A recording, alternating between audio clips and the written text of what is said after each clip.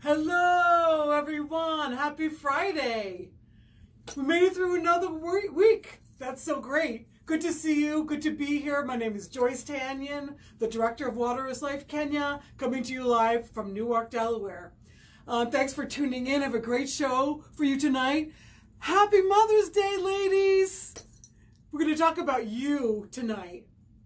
So right now, I just want to say quickly, thank you to our board of directors for all your support.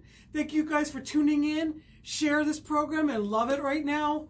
And let's get right into it.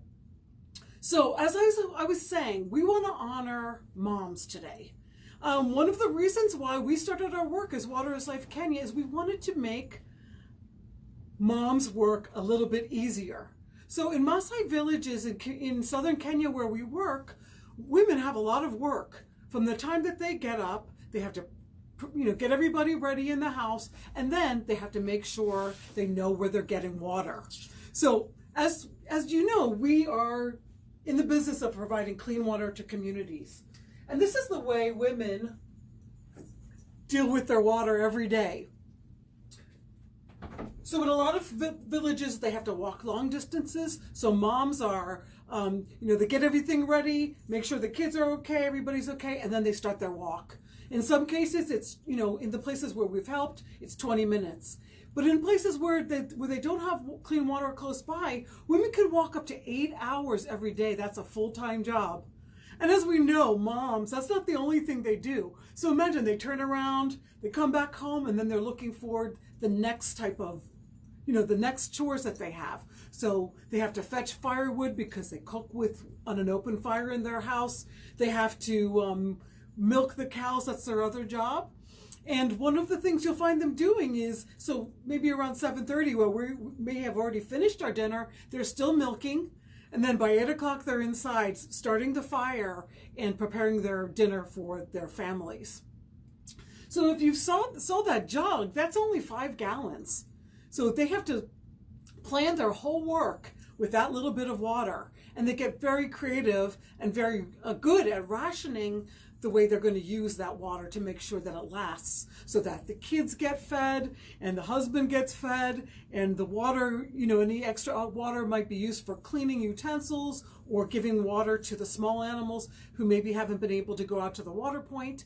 And what I've noticed about Maasai women is how much they love their children. And one thing is so interesting to me, they always want to know from every woman they meet, from any culture, how many children do you have? And if they find that you don't have children, guess what? They want to make sure that you have that joy. And I've heard women offering their children to other women. So they think they love their children so much, and that is the joy of their life. And they can't imagine a woman not having children. And so therefore, they're ready to give a gift of their own child so that that woman can also experience that happiness. So it's just a beautiful thing, that level, that depth of that love. And the other thing that Maasai women spend a lot of time doing when they have free time after their other chores are done, is they do beautiful beadwork. So I know you've seen me wearing, this bangle. They do amazing necklaces, and they're very creative. New designs are coming up all the time. These are some really beautiful earrings. And that's one of the reasons why we got into beaded handicrafts, because when we were doing water projects, we found out that there were other needs as well. Women would approach me and say, I have a child that I want to make sure that they stay in school. Can you help me? And the way I would help them is I would buy their beadwork and sell it. And then that's how our business started. And the other thing is that, we've been working with women's beading groups and also women's livestock keeper groups in our Livestock as a Business program. And I'm always fascinated to hear what's in women's hearts. And we always ask them, before we start training them, we ask them why they've joined the groups. And the overwhelming answer is always, I want to be able to use the little I have, put it together with other women, and be able to take care of my family in a better way. Make sure that they have enough food. Make sure that my kids always stay in school. So it's very inspiring because it's such a clear focus, and we know moms are that way. They love us, they take care of us, they put up with us. So I want really just to honor all of you moms out there on this Mother's Day. I hope you have a great Sunday. I hope that you're treated like a queen. I hope your children and your your partners just tell you how wonderful you are. Husbands and boyfriends, just love your ladies, and also your own moms. So just everybody, please, I hope you got flowers coming and getting on the phone, and that you're able to take time to be, at least maybe not in person with your mom, but at least that she hears your voice, because that's where you came from. So that brings us to our Maasai word of the day, which is directly related to moms. And the Maasai word of the day is Enyora. Enyora. Can you guys say that? Enyora. And you know what it means? It means love. So we want to honor you, moms. We want to thank you for all the way you love us. We thank you for your Enyora. And we hope that we can be half the moms that you are. Just going to show you one more photo, because this is the way Maasai ladies carry their babies, and a lot of women in Kenya. So even when they're going to the water point, they have to have especially their breastfeeding kids, they have to carry them so they can be close by. So when the baby gets hungry, of course, they can feed it, even if they're on the road walking to get water. So I'm going to move on to my program. Again, Water is Life Kenya here. This is Water is Life Kenya, headquarters in Newark, Delaware. And thank you so much for tuning in. And I've got some shout outs. Diane, hello. Vil, Joanne, Kathleen, hello. And Deborah Maasai. Thank you so much for tuning in, ladies. I hope you learned something that's interesting for you and enriching. And take this opportunity to share this program with your friends, and also to love this program. We're going to be moving on to what happened in Kenya this week. And you may remember that for the last few weeks, we've been very active in the open air food and livestock markets in southern Kenya, making sure that people have clean water to protect themselves against the coronavirus. So the first couple of weeks we had small portable jugs, and we decided that we really wanted to have a permanent solution, something that didn't require as much people power to take care of. And we came up with a solution that is a permanent tank that has multiple taps around it that people can be using for their hand washing. So this is what we did. We installed this week. And I want to show you that because we actually had a lot of really great input from our partners, Engineers Without Borders, the Delaware Professional Chapter. And we've been working with them since 2017, and they've been to Kenya probably 6 times. We've been working on a project together with them, bringing a rainwater collection project. And it's great to have partners that have skill sets that you don't have. And we love working with people and having visitors in Kenya. So if this is something that seems interesting to you, we've had so many visitors from Delaware, from other parts of the country. We love having visitors to show them, to introduce them to our groups and our projects, and of course see the wildlife. So it's a great opportunity if any of you are interested out there in checking that out, just send us an email to info@waterislifekenya.com, and we can talk about possibly arranging something for that.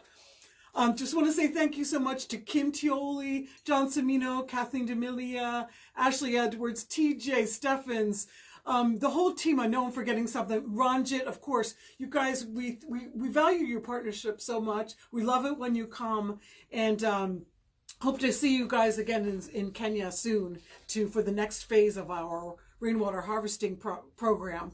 The other thing is, this week in Kenya, we had more livestock selling. So our livestock as a business groups we have two parts of that program. First of all, we train them, and then the skills that they've learned, they apply to their own cows. They get a loan from us, and they buy cows, and then hopefully sell them for a profit. Well, I can tell you, it looks like this year, in spite of the coronavirus and all the stresses of that, it looks like this is a seller's market year. Our livestock farmers are doing extremely well. We had groups selling at Tuesday's market where one group had bought cows at an average price of about $180, $190 per cow, and we're selling them at an average price of $330. So they're looking forward to a lot of profit. And we had a women's group, and I'm showing you a picture of the ladies who are, these are the boss ladies of that group, the officials who went to the market, and they went to the market today, and LaRasha sent me the report. They had actually had an offer in their home village, and they said, okay, let's take a chance. We'll go to the market and see if we get a better price. But they had a great price at the home village. The guy said, no, you know what? I'm going to top that price. And so they decided to take the cows back, and they're making a lot of money. They had 15 cows, and the average price, I think, was $430 selling price. So they're doing great business. We're very, very proud of them. This is a Loyerin group, which is a third-year group, and every year they improve their performance. We're really proud of them. Actually, this lady here, her name is also Joyce, and she was one of the first ladies in that group who she wound up collecting a lot of different kinds of grains and grasses for her cows, and she bought herself a machine that could cut them into small pieces, and she stored food for her cows. And so that her cows will never go hungry, even in a drought time. So we were really impressed by her initiative to do that. And in fact, her neighbors have learned from her, her other group members have learned from her, and even the men's groups who are neighboring there, they're like, why didn't we think of that? So anyway, we're really proud of Joyce. And of course, she's my namesake, or I'm her namesake, or whatever. And, so great Joyces think alike. So that's our update from Kenya this week. We really want to, thank you people who have been participating in our water walk. We're getting closer and closer to reaching our goal to turn the water on for Osawan. Thank you so much for your donations. We're currently at $16,043. So thanks so much. If you haven't done the water walk, get out there, enjoy the beautiful spring weather. And walk and tag your friends and take a selfie, and we'd love to see you out there getting great exercise and supporting something that means so much. Clean water for women, helping moms have a better life. So, it is time to move on, and guess what time it is? Wildlife Corner, Wildlife Corner. This is from my sister Michelle. It's the zebra. This most beautiful striped creature. I actually have zebra striped sofa and couch and chair set in my apartment in Kenya. Gotta love the stripes of the zebra. Okay, so, and appropriately enough, the word for zebra in Kiswahili, punda milia. Now, punda means donkey, and milia means guess what? Stripes. Punda milia. So here we can pronounce it. Punda milia, striped donkey. And that's what it looks like, right? And we're going to talk more about that later, because I got a story about that. Okay, and the Maasai word for donkey, for zebra is oloitiko. I misspelled it earlier and I had a correction. Sorry, that's my my on-the-spot correction. Oloitiko. Could you see the pronunciation at the bottom? Oloitiko. I know it's a little tricky, but some words in Maasai are a little bit hard to pronounce. Okay, so I think we know it's in the horse family, right? I think that's pretty obvious, but it's worth saying. There are 3 species of zebras. Okay, the first one is the mountain zebra. We don't have that in Kenya. The second is Gravy's zebra, and that is in the north of Kenya. We work in the south of Kenya, and the zebra that is down there is the plains zebra. Okay, so the difference between the Gravy zebra and the plains zebra, there's several things. I was able to find a picture that actually had them next to each other. Okay, so this is the plains zebra. This is the one that we have in our area. We see them all the time. The stripes are so amazing. And in fact, every single zebra is unique. So it's like a fingerprint in humans. It's a unique signature stripe for each creature, for each individual zebra. So I think that's just amazing, because you'd think, okay, they've got to repeat somewhere, but they don't. So this is the Gravy zebra. As you can see, there's a difference in the width of the stripes. The plain zebra has thicker stripes, and the Gravy zebra has thinner stripes. The Gravy zebra is substantially bigger. So it's more mule-like. It has big round ears, a thick neck. And as you can see, also the stripes sort of stop, and it has a white stomach. Whereas the other zebra, the plain zebra, the stripes go further down. So they're kind of amazing. I just think they're so beautiful. I can watch them forever and ever, trying to identify the differences in the patterns when they're standing next to each other. And interestingly enough, it seems like the stripes have evolved over time, because it helps the individual zebras kind of blend into a mass.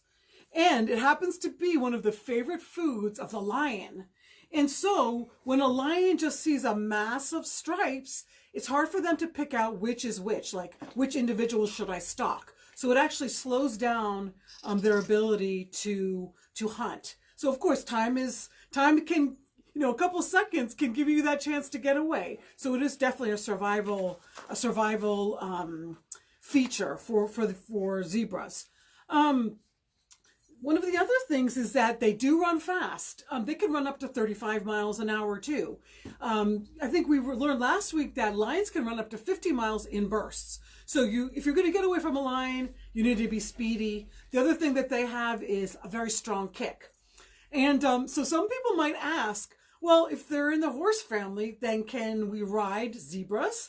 Well, the answer is people kind of try, but they are wild. They're quite aggressive, and it doesn't work, because they are very, also they've evolved in an area where they've had to become very alert and skittish as a survival technique. So they don't stand still for long. They're very edgy, because they know there could be, a cheetah or a lion or a leopard on the prowl. So they need to be ready to fight back quickly. So I guess people have attempted, but they're quite ornery, and the attempts to ride them didn't succeed. So don't give it a shot. And are you saying Gravy zebra? Yes, Gravy. It's spelled, maybe there's a better way of pronouncing it, but it's Grevy, and that was actually a person. Was named after the person who kind of like officially identified them. I think it was a Frenchman. So I might be mispronouncing it, but it's like Gravy. So Gravy zebras actually only are living in two places in Africa, in East Africa. They're in Kenya in the north, like sort of central north part, and then into Ethiopia. So they're not very common compared to the regular plains zebra. One interesting thing. Okay, now here we get into the Maasai lore part of zebras. Of course, I talked to LaRasha about it. I said, now what kind of things do Maasai people say about zebras? Well, he was saying that there's a story, like a myth, about zebras. And it goes like this. Women were left alone in the village by the men. Men had gone off to do something, maybe grazing, maybe they had migrated with their cows. So women were left in the village, and they were kind of enjoying their time. They had roasted some meat, and the animals needed to be taken out to graze. But no woman wanted her child to go without eating some of that roasted meat. So guess what? The animals went off to graze by themselves and they get lost in the bush and they didn't come back. Well, those donkeys and those cows and those goats turned into zebras and wildebeest and gazelles. So that's how those animals became wild. They actually went from domesticated animals into wild animals. So that's the myth of the striped donkey. So I thought you would want to know that. Now I thought you guys might enjoy learning. I'm going to teach you a couple bonus words. Are you ready? Because what is the noticeable feature about zebras? Are there black and white stripes? So I thought I would teach you the words for black and white today, okay? Because this is kind of important. They make anyway, let's learn how to say white. Oibor, white, and orok is black. So for example, Mount Kilimanjaro has a white cap and it's called Oldoño Oibor. So it's the white capped mountain. And then another place not far from us in southern Kenya has another mountain called Oldoño Orok. It's the black mountain because the silhouette from far looks very black. Oldoño Orok. So you might have also guessed, there's another word. Oldoño means a mountain. Oldoño Oibor, white mountain. Oldoño Orok, black mountain. You got a lot of work to remember these words, but I know you could try it. So next week we're going to have a quiz. So I hope you guys have been taking notes. And I think I have some shout outs. I'm seeing I've got Colleen and Deirdre. Oh, wow. A lot of shout outs. Heather, Henry, Dragonfly, my neighbor. Hey, ladies and gentlemen. Kathleen is honoring my mom. Oh, thank you so much. Yes. I saw my mom today. And anyway, we're going to try to get some time to at least talk on the phone, and maybe I'll sing her a couple of songs on Mother's Day. So thanks so much for thinking of my mom. I really appreciate that. So that's the end of our Wildlife Corner. We're kind of winding up our program for the day. Does it seem, I hope it seemed like it went fast. Anyway, I'm learning more and more about all these animals. I hope you guys are learning, and I'm ready to learn something from you. So if you guys have learned something interesting about one of the animals that we're talking about, or also if you have a request of another animal that you want to learn about, please let me know, because it really does help me decide. There's so many to choose from, and they're just magnificent creatures and so interesting. So I want to hear from you what you'd like to know. Okay, so that's let's wrap it up tonight. I know you guys have other things to do. Maybe want to enjoy a nice cold beer or another beverage on this night, or it's actually getting kind of cold, so maybe a cup of tea. But thank you so much for all of your support, your donations, your time. I want to thank our board members. I want to thank you, our supporters, and also our volunteers who help this work, our staff here in Kenya, in the U.S. and also in Kenya. So we hope that you keep in touch with us. We hope that you get out there and do the water walk and challenge your friends to join you. And of course, we want to keep our moms in our prayers, and all the people out there who are really taking care of all the sick on the front lines, taking care of them in this time of the coronavirus pandemic. You guys have a great weekend. We love you, and we'll see you next week. Good night.